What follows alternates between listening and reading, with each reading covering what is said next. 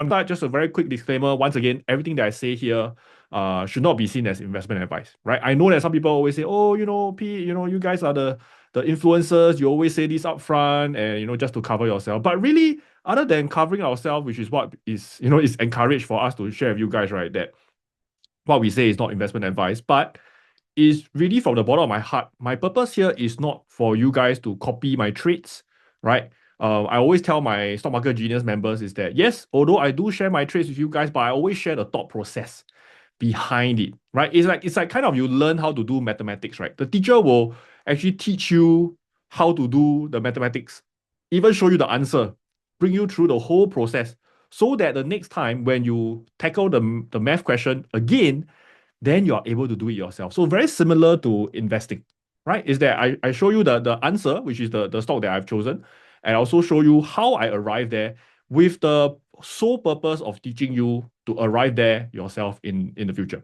Okay? So once again, do your own due diligence and never be overly confident. I think last Friday served as a very good reminder for a lot of people, right?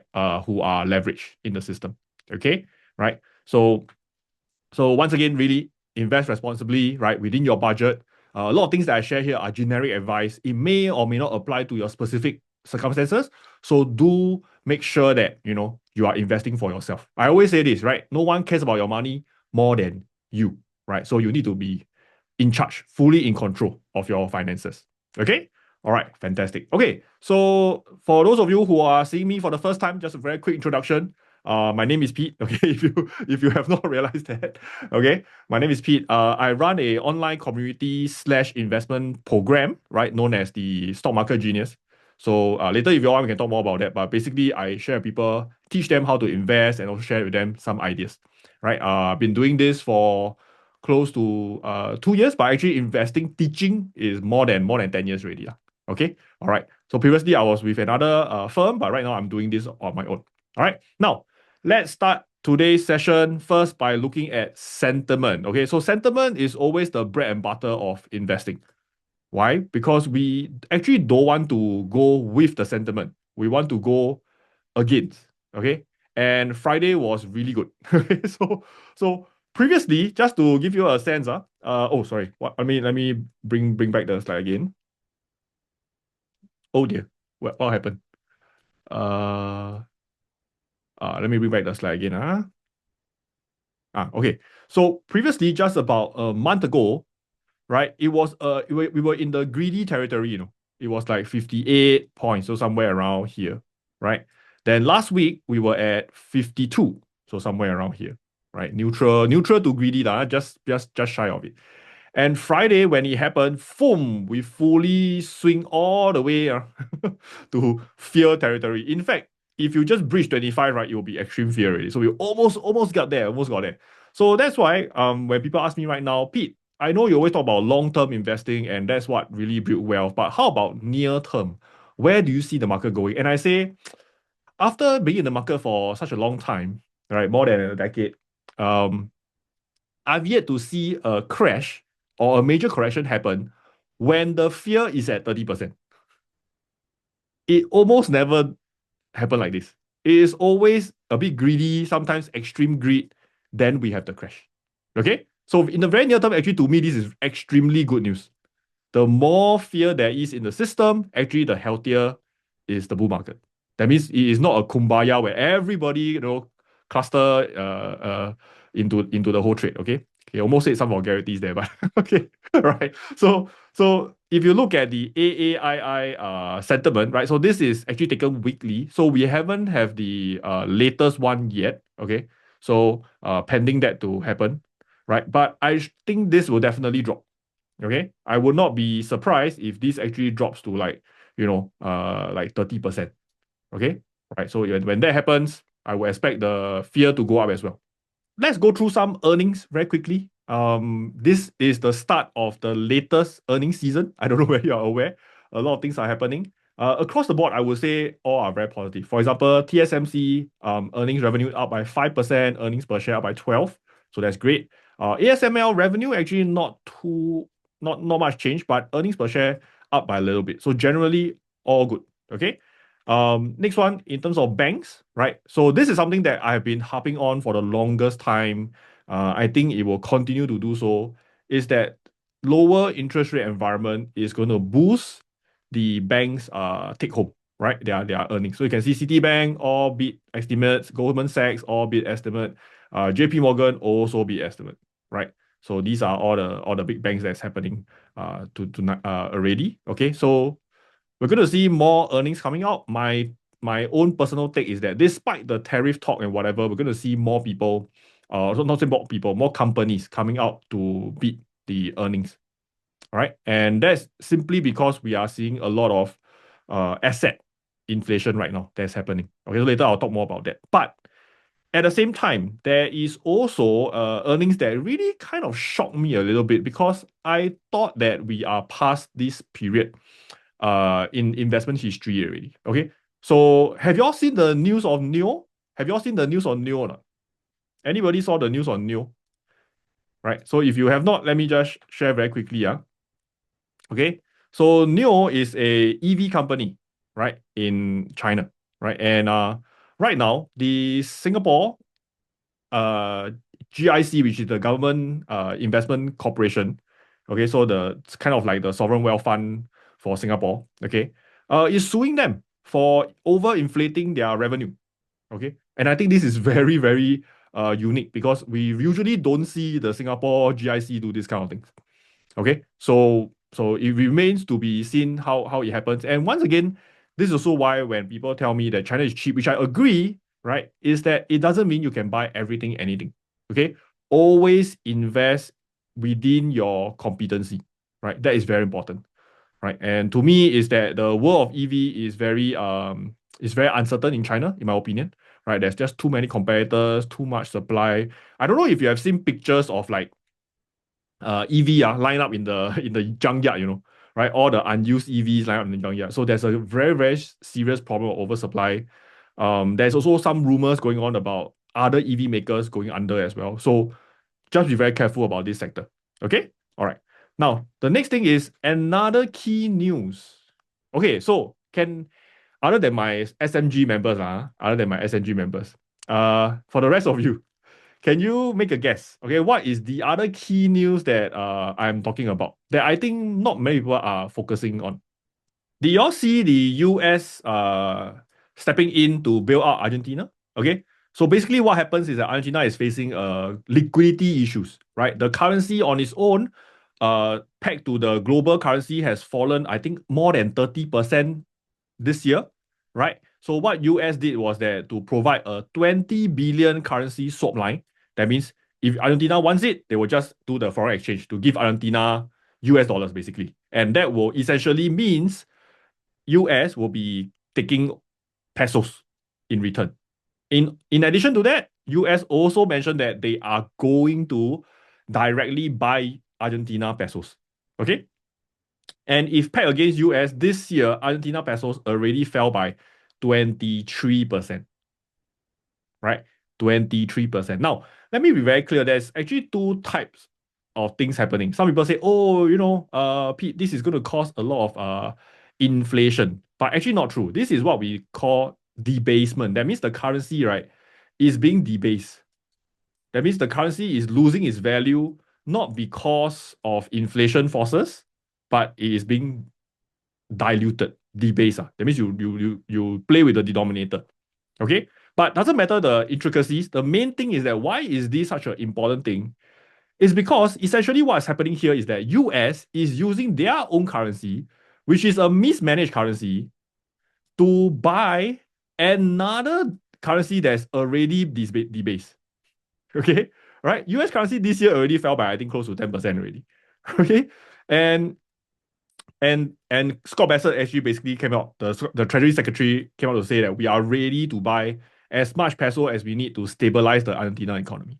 So they are willing to do everything in their power to prop up a country which, due to mismanagement, the economy is crashing.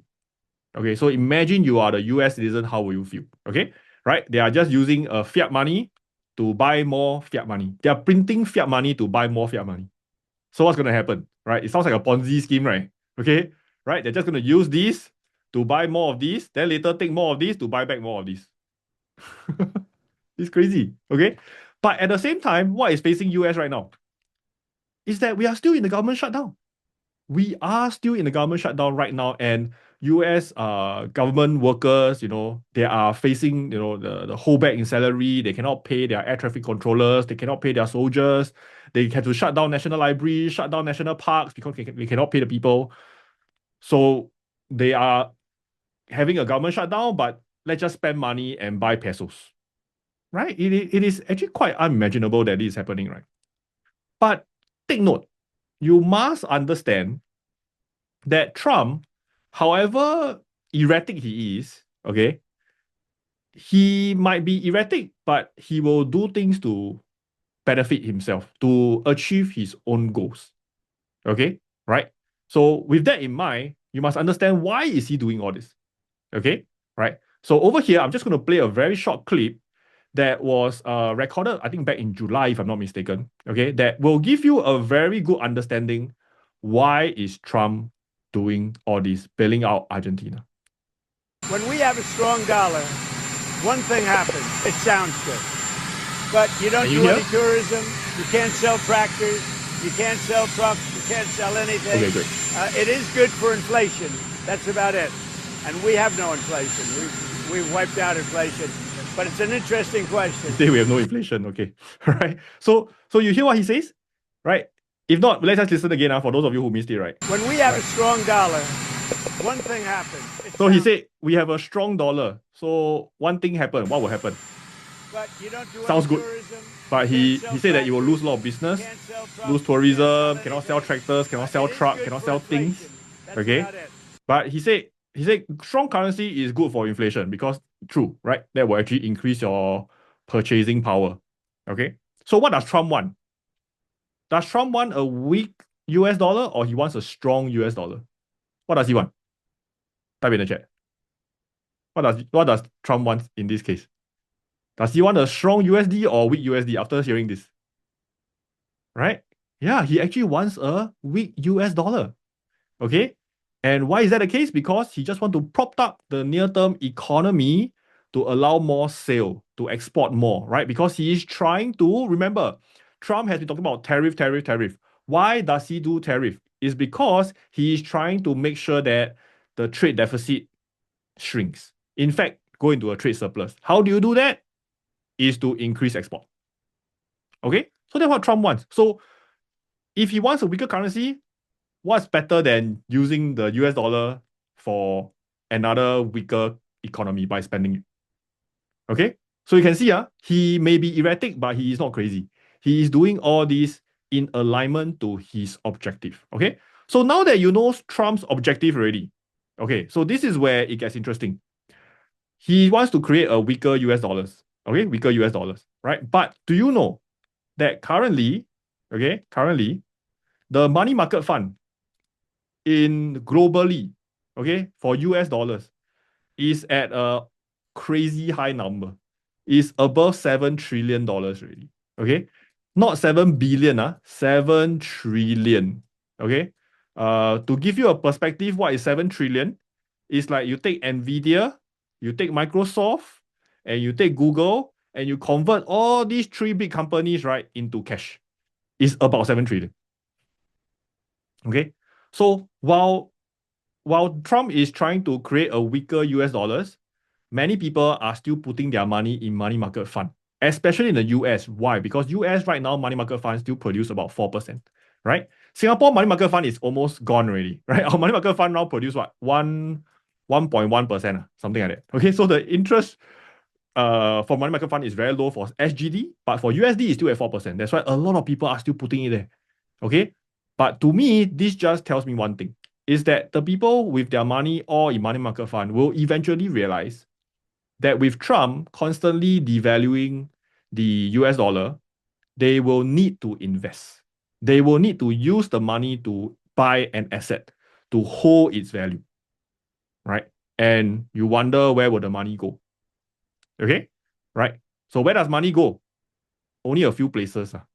It's either, of course, stock market, but this is usually not the first go-to, right? They will go to what other assets? Yes, they'll go to gold. Okay, what other assets? They will go into property. Okay, anything that is hard, whole value, people will put it there. Okay, in fact, for gold, now that you see gold price shot up a lot, right? Okay, so let's see. Okay, so let's show you gold price over here. Where's GLD? Okay, GLD is here.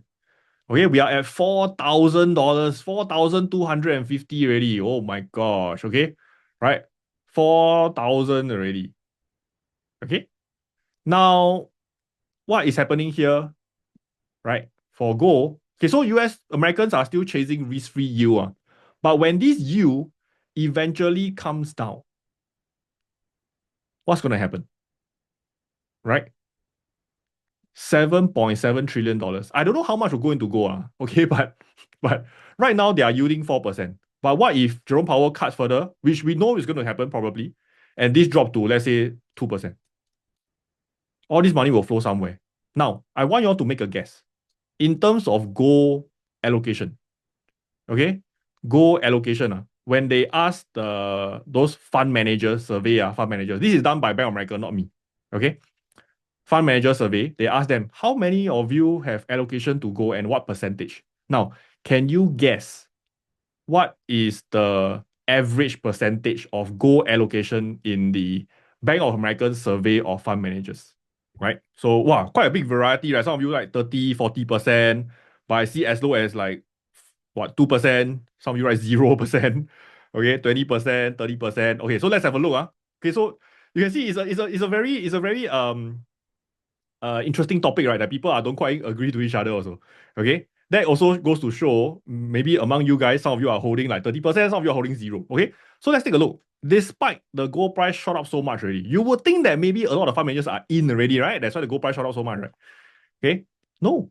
Actually, if you look at the Bank of America Global Fund Manager Survey, okay, right? Uh on average, it's a 2.4% on average.